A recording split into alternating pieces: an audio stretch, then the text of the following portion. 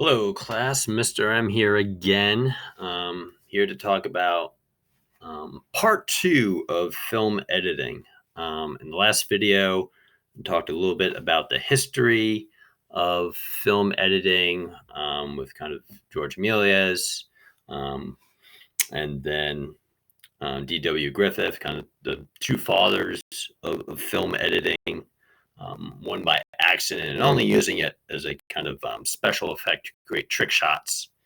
But it wasn't until D.W. Griffith came along they actually used editing as a way to tell stories. Um, and it's through his use of film editing that we kind of understand it by today's standards. Also talked about um, meaning and the arrangements of shots and how just simple switching out one shot for another can change the meaning and point of film entirely, as shown by the Kuleshov effect. I also talked about the basic building block of film editing known as the shot. So now I want to talk about the three main elements that the film editor is responsible for. And these are highlighted in your textbook. So I'm just going to quickly go through these as part of a review. So three elements.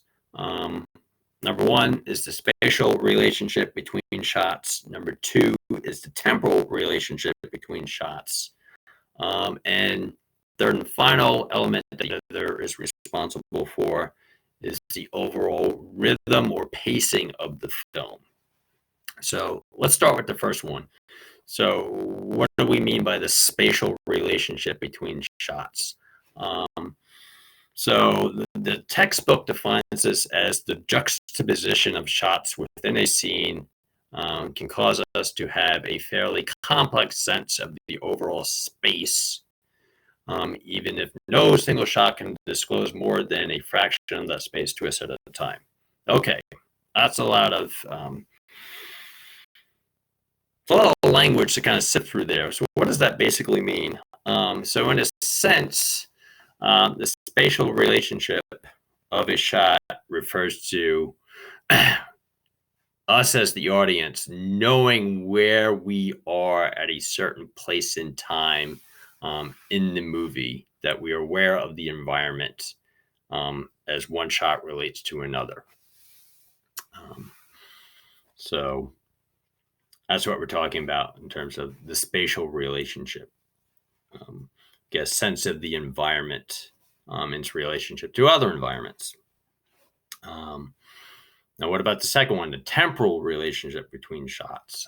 So temporal having to do with time. In this particular case, the ability of editing to manipulate time as a form of how to present the plot or how to present the plot time on screen. So we have things like flashbacks and flash forwards as a way to manipulate time. The most common example of time manipulation or time omission through editing is known as the ellipsis. So the ellipsis means an omission of time between one thing and another. So for example, if we wanted to show a person waking up in the morning, we could start with a person in bed, alarm clock goes off, person opens up their eyes, they wake up, they stretch, they kind of swing their legs off the side of the bed, they put on their slippers, they go to the bathroom. They do all these things. Now, most films are not going to show every single detail from, the very first moment of waking up, to going off to work. So there'll be omissions or ellipses in time. But we as spectators kind of fill in the blanks. We kind of know what would have happened. We don't need everything shown to us about this person getting up in the morning and going through their daily routine, unless there's something unique about it. But if there's nothing unique about it, we're not going to show it.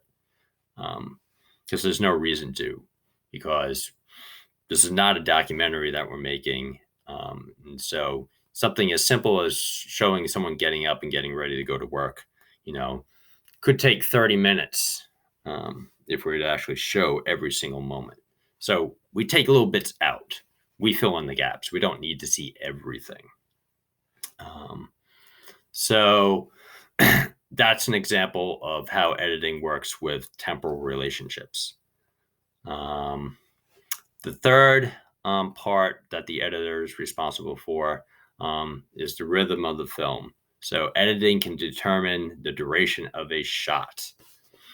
So as a result, editors control the pace at which the movie moves forward, or the rhythm, by varying the duration of the shots in relationship to one another, thus controlling the speed of the film. Even though the film might go for 2 hours long, certain scenes within the film can move a little bit more quickly, move a little bit more slowly, all depending on the story that the film is trying to tell. So those are the three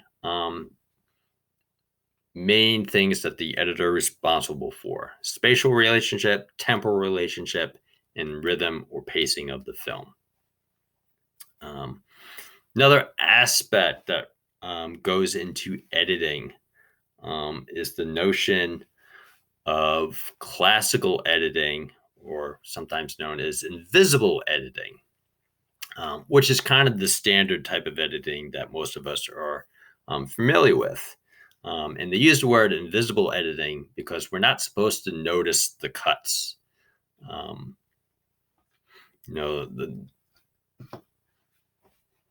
cut like the jump cut probably draws more attention to itself than anything else.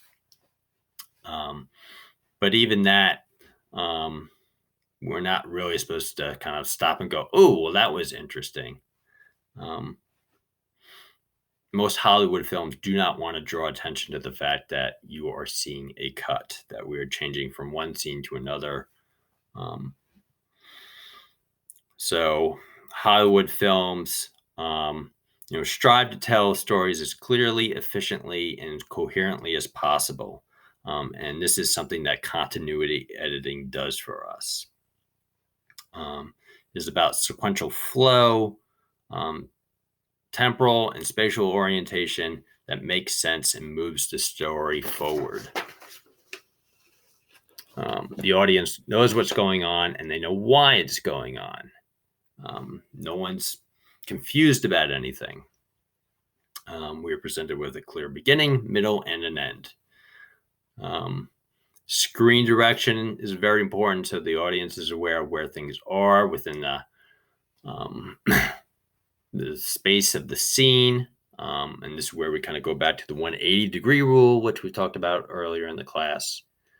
So kind of know about spatial orientation of action on the screen, where actors or characters exist in relationship to one another without the audience getting disoriented. So if we have continuity editing, which again is what most movies strive for, we do have the opposite.